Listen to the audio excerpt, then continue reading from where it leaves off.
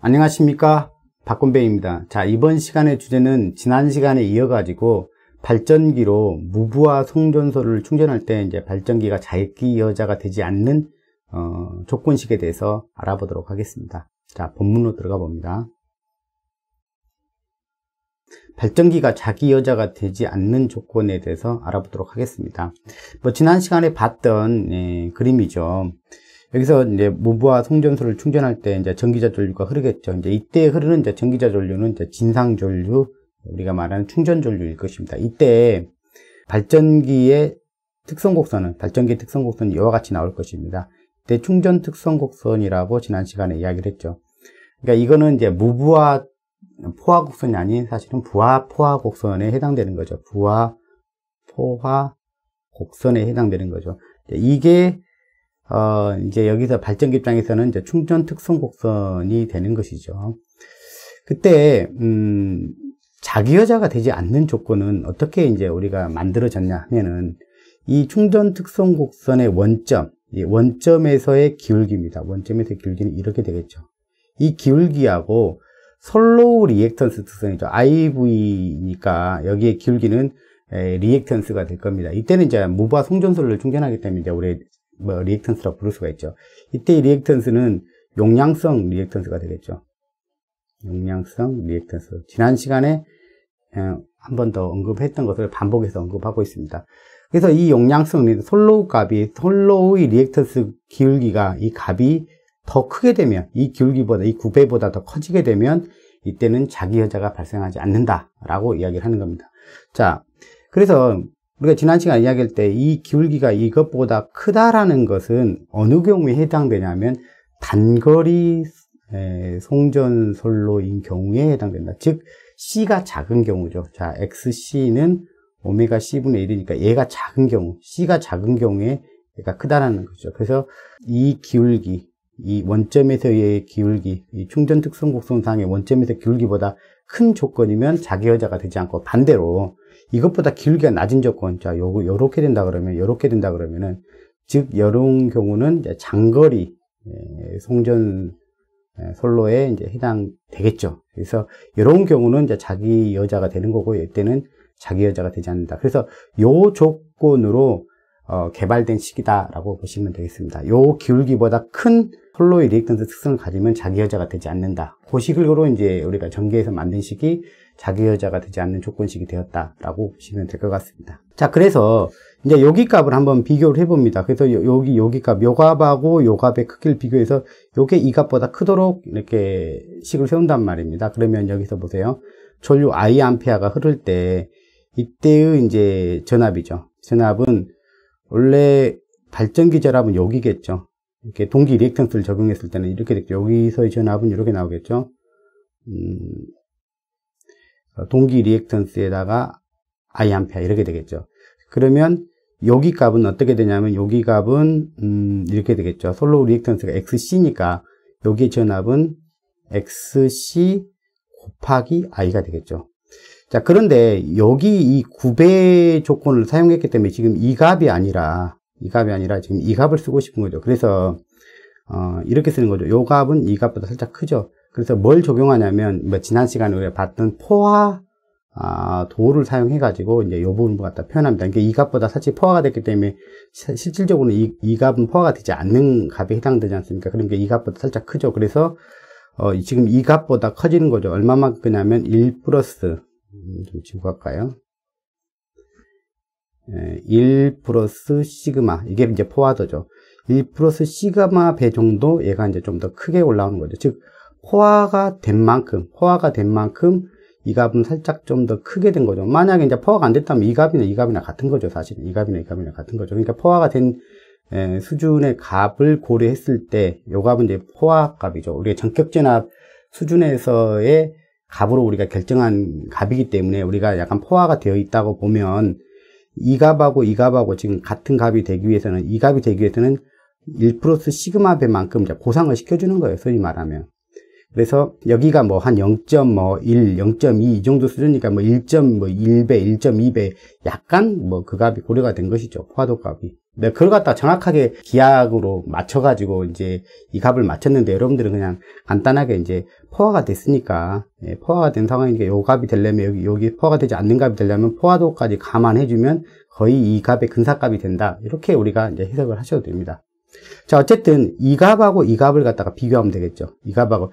기울기가 크다라는 것은, 이쪽이 기울기가 크다라는 것은 요 값에다가 요 값을 갖다가 전압값을 갖다가 비교를 했을 때 이게 큰 값이 된다 그러면은 기울기가 더 높은 데 있는 거고, 이처럼 만약에 이 값보다 낮은 전압이다. 요게 또 XC라면 XC의 I 값, 이 전압이 이게 작다. 이렇게 작다 그러면은 우리가 이게 자기 포화가 되는 조건이고, 이 값이 이 값보다 크다 그러면, 이 값하고 이 값을 비교했을 때 이게 크다 그러면 기울기가 더 큰 것이고, 이 값보다 이게 작다 그러면 기울기가 작은 거죠. 그러니까 여기는 자기 여자가 되는 거고, 여기는 자기 여자가 되지 않는 조건이죠. 그래서 여기가 되는 것이죠. 그래서 이제 그 식을 한번 써보면, 이제 여기 전압은 XC의 I 볼트가 되는 것이고, 그 다음에 요 전압은, 요 전압이죠. 요 전압. 요 기울기 선상에 있는 요 전압, 포화가 되지 않는 값을 고려했을 때 그 값이 되겠죠.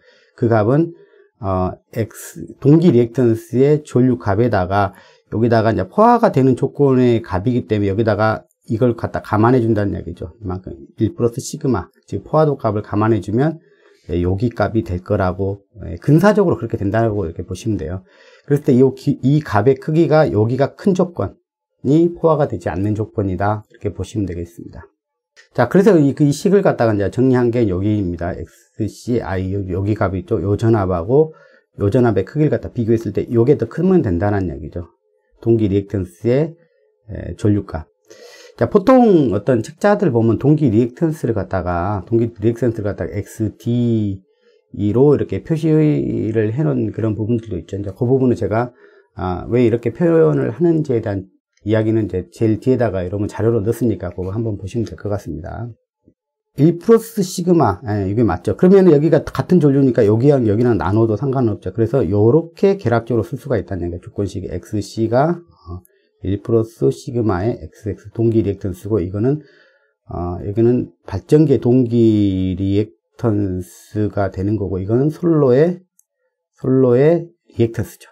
리액턴스. 여기서의 리액턴스는 용량성 리액턴스가 되겠죠. 이제 요 값을 갖다가 이제 표현할 때 이제 뒤에서는 이제 요 값을 갖다 이제 뭘로 우리가 표현하냐면 단위값으로 우리가 표현을 할 거예요. 단위값. 그러니까 뭐 요게 뭐 리얼 옴이라도 이 관계일 거고, 단위값이라 해도 이제 이 관계는 변화가 없겠죠. 그래서 XC PU 값은 이렇게 표현해도 상관이 없거든요. 시그마의 XX의 PU 값.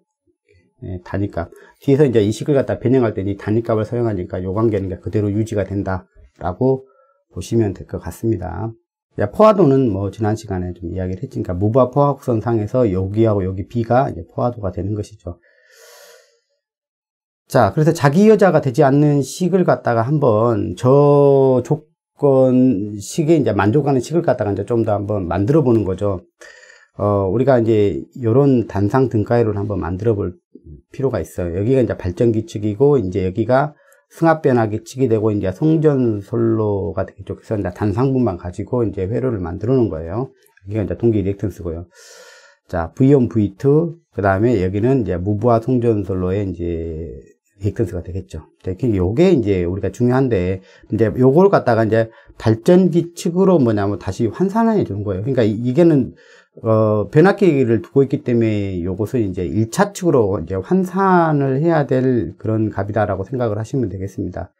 1차 측으로 환산되어지는 값이다라고 보시면 될 것 같아요. 자, 그리고 이제 여기서 한번 이제 정의를 한번 해보면, 솔로의 충전 용량은 QC는 X분의 V 자승이죠. XC 다시의 이제 V2의 자승. 이렇게 우리가 표현을 할 수가 있죠. 자, 그러면 이 리액턴스를, 솔로의 리액턴스를 갖다가 발전기 측에서 본 리액턴스 값으로 이제 환산해서, 즉, 이제 2차인데, 변압기를 두고 보면 이제 2차 측 임피던스를 1차 측으로 우리가 환산한다, 이렇게 생각하시면 돼요. 이렇게 하잖아요. 건수비가 있으면 뭐 V1, V2 이렇게 되면 임피던스는 Z1, Z2 이렇게 해서 뭐 2차 측의 임피던스가 1차 측으로 이제 환산될 때 이제 건수비 환산한다, 이렇게 보시면 돼요. 자, 그래서 식을 이렇게 썼습니다. 이게 이제 건수비죠, 사실은. 자, 이렇게 되면 요 값이죠. 이게 이제 1차 측 값이고 이게 2차 측 값, 이렇게 보시면 돼요. Z1, Z2 이렇게 보시면 되죠. 제가 기호를 그렇게 썼을 뿐이죠. 자, 이렇게 되면 여기를 갖다가 이제 루트를 벗겨내면 되죠. 루트를 벗겨내면 여기가 제곱이 되고 얘가 루트가 없어지겠죠. 그래서 XC는 이렇게 쓰겠죠. XC는 X1 다시의 V1의 제곱, V2의 제곱 이렇게 되겠네요. 자, 그리고 XC요. XC는 했고 요걸 갖다 충전 용량으로 이걸 표현을 할 수가 있겠네요. 여기 XC 다시가 이게 분자로 내려올 수가 있죠. 분자로 내려오면은 요 식이 이렇게 되죠. V1의 제곱에다가 V2의 제곱분의 XC 다시 이렇게 되는 거죠. 이게 요 식이. 그러니까 요 부분을 갖다 뭐라고 쓸 수 있냐면 충전 용량으로 이렇게 쓸 수가 있죠. 자, 그렇게 되면 XC는 이렇게 우리가 표현할 수가 있죠. 충전 용량 관계로 우리가 표현을 할 수가 있겠네요. 그죠? 자, 여기서 이 XC 값을 자, PU 값으로 바꿔봅니다. 뭐 PU 값으로 바꾼다는 이야기는 이제 퍼센트 임피던스로 바꾼다는 말하고 똑같죠. 그래서 자, 이렇게 되죠. 우리가 뭐 퍼센트 임피던스 정의식을 쓰면 이렇게 쓰잖아요. 전격 전압에다가 전격 전류에 해당하는 임피던스 곱하기 100. PU 값이라면 이렇게 쓰면 되죠. PU 값이라면은 요 100만 빼면 되잖아. 2의 IN의 Z. 이렇게 쓰면 이 PU에 대한 표현이죠. 1이 100이 되는 것이죠. PU는. 자, 이게 1이면 여기가 100이 되는 거죠. 그러니까 1을 100%라고 표현하잖아요. 0.9 그러면 90% 이렇게 표현하는 거고요. 그게 이제 차이만 있는 거죠. 그래서 곱하기 100이 있고 없고 차이다 보시면 되죠. 자, 그러면 이 값을 갖다 이제 PU 값으로 쓰면 이쪽에서 보세요. 이거죠. 자, 전격 전압, 이 발전기의 전격 전압이죠. 발전기의 전격 전압. 여기는 뭐 상전압입니다. 상전압이고요. XC에 해당하는 요 리얼옴의 전격 전류를 곱하고 이제 곱하기 100을 하면 이제 퍼센트 값이 되는 거고 곱하기 100을 안 했기 때문에 이거는 그냥 단위 값인 PU 값이다. 이렇게 보시면 되죠. 자, 이걸 갖다가 한 번 더 변형을 주는데 이제 여기서 이제 WN이라고 써가지고 이제 발전기의 전격 용량, 그 다음에 VN 해가지고 전격 전압이라고 용어를 이렇게 정의를 했습니다. 자, 그러면 우리가 발전기의 전격 전압 그러면은 이게 우리가 통상적으로 우리가 전격을 표현할 때는 상전압을 표현하지 않죠. 선간 전압을 전격 전압으로 우리가 표현을 하죠. 그러다 보니까 요 식을 한 번 더 이제 변형을 시켜주면 이건 상전압이니까 전격 전압으로 바꿔주려면 전격 전압하고 상전압을 같아지려면 이렇게 해놔야 되겠죠. 성간전압을 루트 3배야 이제 상전압하고 같아지죠. 그래서 이걸 갖다 전격 전압, 이건 성간전압이니까 루트 3배 이렇게 나타내 주는 거죠. 이렇게 식은 같아졌죠. 그 다음에 여기다가 위 분자 분모에다가 VN을 곱한 거죠. 그러면 여기는 루트 3 여기 올라가도 되죠. 여기 없어지면서 올라가면 되죠. 그러니까 어떻게 만들려고 그러냐면 루트 3의 VN, IN에서 이걸 갖다가 이제 WN 전격 용량으로 표현해 주고 싶은 거예요, 사실은. 그래서 분자 분모에다가 VN을 곱해 준 거죠. 그러니까 여기는 VN의 자성이 된 거고 여기는 루트 3 VN, IN이 되면 WN, 즉 전격 용량이 되는 것이죠. 이렇게 나타내 주고 싶었던 거예요. 자, 그러면 이제 여기 값이 그대로 이렇게 딱 들어갑니다. 이렇게 딱 들어가면 됩니다. 그러면 요 식이 이렇게까지 정리가 되죠. 자, XC가 PU 값으로 나타내면 발전기 용량하고 충전 용량 관계로 우리가 정리가 되는 것이죠. 자, 요 과정 뭐 그렇게 어려운 내용이 아닙니다. 요걸 갖다가 단순히 PU 값으로 바꿔놨는데 이제 요걸 갖다가 발전기 용량과 충전 용량 관계로서 이제 표현을 해보고 싶었던 것이죠. 그래서 이 과정을 우리가 알아두면 뭐 충분히 이해가 되는 것이죠. 자, 그래서 아까 그 조건이죠.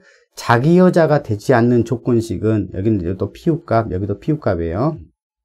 요 조건이라고 그랬잖아요. 그러면 우리가 아까 단위값으로 XC 값을 우리가 구해왔죠. 그러니까 이 값을 갖다가 한번 대입을 시켜보고, 그 다음에 이게 동기 리액턴스잖아요. 동기 리액턴스는 우리가 단락비하고 관계해서 이게 동기 리액턴스가 단락비 역수가 된다고 했잖아요. 그래서 이걸 갖다가 단락비 관계로 우리가 표현을 한번 해보는 거예요. 그래서 여기다가 단락비 관계를 넣어보면 단락비 관계가 이렇게 되죠. 서로 역수관계죠. 동기 리액턴스 단락비 관계가 이렇게 되죠. 그러면 여기는 단락비 분의 1 플러스 시그마 포화도 관계가 된다. 이렇게 되죠. 자, 그 다음에 XC도 마저 한번 넣어보죠. XC는 자, 앞에서 구했던 요거죠. 발전기의 전격 용량과 그다음에 충전 용량과의 관계식으로 우리가 정리를 할 수가 있죠. 그러면 이제 요 식이 나오는 것이죠. 자, 그랬을 때 이제 어떻게 정리해서 보느냐에 따라서 다를 텐데, 우리가 이제 이 식으로 보는 것이 가장 좀 유용한 식이 될 것 같습니다. 그래서 자, 좌변에다는 발전기의 용량을 갖다 두고요. 발전기의 용량을 두고 우변에는 이렇게 충전 용량이 오도록 이렇게 배치를 하면 우리가 이 식을 활용하는데 좀 더 도움이 될 것 같습니다. 자, 그래서 이제 WN이죠. WN을 놔두고 이쪽에 놔두고 나머지는 다 이쪽으로 옮긴 거죠. 이쪽으로 다 옮긴 거죠. 그래서 옮겨서 정리를 하면 이와 같은 관계가 된다는 것이죠. 그래서 뭐 지난 시간에 이런 이야기를 했죠. 발전기 전격 전압으로 우리가 충전을 한다고 보면 여기가 이제 분자분모 같아져서 1이다 이렇게 보면 자, 요 관계로 1 플러스 시그마의 KS 이거 단락비죠. QC 관계. 그래서 여기 값이 거의 뭐 1에서 뭐 한 1.5 정도가 뭐 배수가 될 거니까 그 관계를 생각해 가지고 우리가 충전 용량하고 발전기 용량하고 비교를 해 가지고 우리가 이 발전기로 충전하면 자기여자가 되겠다 안 되겠다 뭐 우리가 이런 식으로 이제 이야기를 했던 것입니다. 그리고 이제 뭐 별로 중요하진 않지만 단락비가 뭐 약간 크면 클수록 이 배수가 낮아지니까 이쪽이 낮아지니까 좀 유리한 부분이 있겠다 뭐 그런 이야기를 했던 거고, 그 다음에 얘를 갖다가 이제 발전기 용량이 그렇게 크지 않는 경우는 얘를 갖다 또 줄이는 방안도 있다겠죠. 그래서 이제 블로우 리액터를 설치한다든가 뭐 이런 식으로 해서 이쪽 값을 갖다가 깎아주는 이런 방법이 또 자기여자를 발생시키지 않을 그런 방법이 된다라고 이야기를 했던 것입니다. 그래서 이제 이 식을 우리가 이렇게 정의를 했지 않습니까? 이렇게 정의를 했는데, 뭐, 우리가 자기여자가 된다, 안 된다, 이제 여기 조건식을 이야기를 했는데, 아까 여기에서 기울기 했어요. 충전 특성 곡선상에서, 발전기 충전 특성 곡선상에서의 원점에서 기울기니까 이거죠. 이 기울기하고 이 두 기울기를 비교를 해가지고, 기울기가 더 큰 경우가 자기여자가 되지 않는 조건에 해당됐죠. 당연히 뭐 이때는 뭐 자기여자가 안 될 텐데, 어떤 경우까지를 우리가 같이 봤냐면 잔류자속이 있으면 잔류전압이 존재하게 되죠. 그럴 경우는 이 곡선이 이쪽으로 이렇게 쉬프트가 된다고 그랬죠. 왼쪽으로 쉬프트가 된다죠. 그러면 이런 특성 곡선이 되겠죠. 자, 그렇게 된다 손 치더라도 이 조건만 만족을 하게 되면 지금 이 조건만 만족을 하게 되면 자기여자가 되지 않는다는 것이죠. 그래서 다시 한번 살펴보면 여기 같은 경우는 지금 여기 같은 경우는 요 기울기가 낮은 경우죠. 이건 자기여자가 되는 경우죠. 지금 여기요. 잔류전압이 있는 경우에요. 잔류전압이 있는 경우에 요렇게 그래서 여기까지 충전되죠. 그래서 전격전압이 여기인 경우는 우리가 자기여자가 되는 조건이 되는 거고, 그 다음에 여기 같은 경우 L1 같은 경우는 잔류전압이 있다 손 치더라도 이렇게 해서 여기까지밖에 충전이 되지 않는 거죠. 전압이 여기까지밖에 상승하지 않는 거죠. 즉 전격전압보다 낮아져서 이게 우리가 문제가 되지 않는다. 그래서 우리가 지난 시간에 잠깐 이야기를 했지만 자기여자가 되냐 안 되냐는 그 판정은 뭐냐면 전격전압보다 낮으면 어차피 뭐냐면 과전압의 문제를 우리가 생각을 해야 되기 때문에 그런 경우는 크게 문제가 없다. 자기여자가 되느냐 되지 않느냐는 것은 뭐냐면 여기 요 원점의 요 기울기하고 비교했을 때 여기가 크게 되면 우리가 자기여자가 되지 않는다. 이렇게 보시면 되겠습니다. 그래서 단거리인 경우에가 이런 경우에 해당되겠죠. 아니면 블로우 리액터 같은 걸 집어넣어서 이 기울기 갖다 키워주는 방법도 있겠죠. 즉 우변의 값을 갖다가 이제 낮춰주는 그런 이야기가 되겠죠. 여기를 갖다 낮춰주는 그런 방안들을 우리가 현실적으로 고려할 필요가 있겠다라는 것입니다. 하나 그 예제를 한번 풀어보면요, 이렇습니다. 자, 우리가 전격 용량이 뭐 50 MVA, 그러면 단락비가 뭐 1.1, 단락비가 약간 큰 경우죠. 포화도가 뭐 0.25, 인 발전기에서 275kV 송전솔로 120km를 1회선 충전할 때 자기여자를 일으킬 우려가 있는지를 검토하시오라고 되어 있어요. 그래서 뭐 충전 용량은 뭐 이렇게 되어 있어요. 킬로미터당 100km당 27MVA니까 킬로미터당으로 따진다 그러면은 0.27 MVA per km 이렇게 되겠죠. 그래서 이제 여기는 한 120km 정도 뭐 충전한다 했으니까 뭐 충전 용량은 뭐 이렇게 되겠죠. 뭐 32.5 MVA 정도가 이제 충전 용량이 되겠죠. 그래서 우리가 뭐 기본적으로 발전기 용량하고 우리가 충전 용량하고 비교하는 것을 갖다 기본적으로 생각을 한다고 그랬죠. 여기다가 이제 1 플러스 시그마의 이제 KS 전격 전압으로 이제 우리가 충전하는 경우를 갖다 이제 고려를 하게 되면 이제 이렇게 검토를 한다고 그랬죠. 그러면 여기 값 주어진 값을 한번 넣어 보면 이렇다는 이야기죠. 단락비 그 다음에 포화도를 가서 넣어 보면은 36.8. 그러니까 이것보다는 32.5보다는 살짝 이제 커지죠. 살짝 커지죠. 자, 그랬을 때 발전기 용량하고 이제 비교를 해보니까 발전기 용량이 크더라. 그러면 우리가 자기여자가 되지 않는다. 이렇게 보는 거죠. 만약에 이제 이 부분이 이제 더 컸다 그러면 자기여자가 된다라는 거죠. 뭐 크게 되면 우리가 대책을 마련을 해야 되는 거죠. 마지막으로 우리가 동기 리액턴스를 표현할 때, 동기 리액턴스를 갖다 표현할 때 우리가 이제 XT, 그러면 직축의 값이라고 이제 우리가 표현하는 것도 직축의 전기자 반작용을 고려한 값이다라고 보시면 돼요. D라고 생각해요. 그 다음에 Q라고 그러면 이게 횡축, 직축, 횡축 이렇게 이야기를 하는 거죠. 그래서 폴과 폴 사이를 갖다가 우리가 횡축, 그 다음에 폴의 값을 갖다가 우리가 직축 이렇게 생각을 하면 되겠죠.